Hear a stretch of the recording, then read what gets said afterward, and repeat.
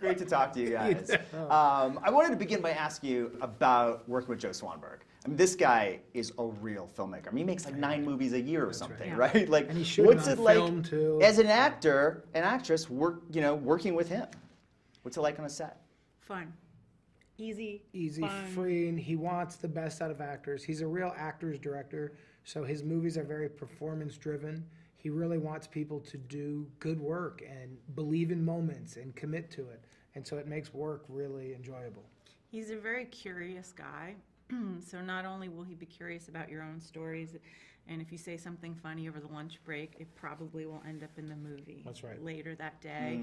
If he sees you at sort of your most sort of authentic best, you know, sitting like this with Jake, he might say, oh, stay there, we're going to move the camera. That's right. I like that position. It's a really exciting way to work because there's no sort of before and after, like, okay, now we're sitting here having a conversation, now we're acting.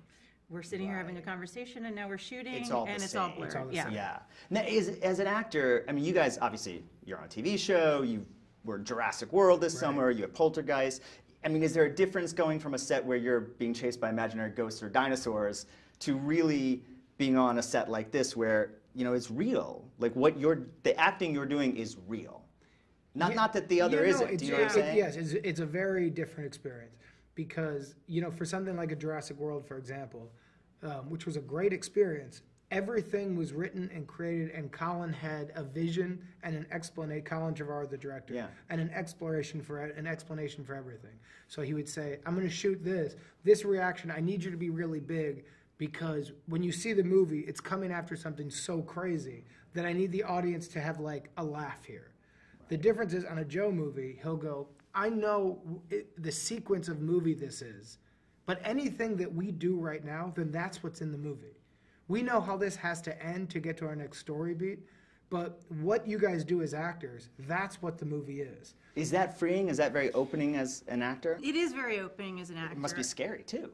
Yeah, I find it really liberating. I prefer this way of working to like a really structured environment, but I also like not knowing. You know, like I like to really be surprised.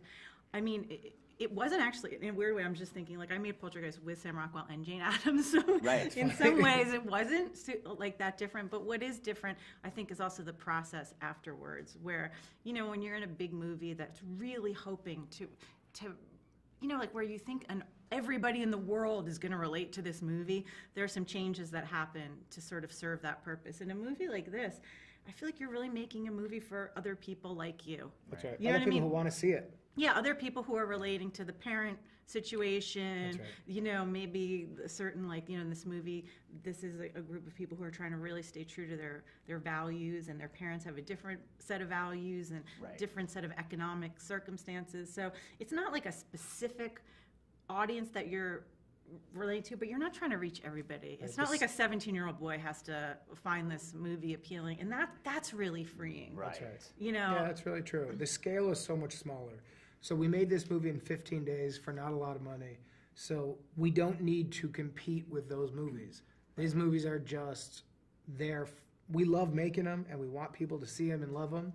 But we want the people who are going to love them to check it out. We want those people to really There's love literally maybe 6 people that Joe shows the movie to afterwards. And if they have any questions, he'll go make changes. That's right. But But like, other than nobody that- understood that beat, Jake, when you kept going, you know, he's like, I think we're going to take it out, you know, or something. But he's not trying to please the whole world. Or he doesn't care. Yeah. Because he's also done other things where I'll watch it and I'll go, I think we need to do that. And he'll go, nah, you're overthinking it. It's a movie. It's fine. Because he knows. Because he Yeah. believes He's in been it. there. He's making these final cuts for himself.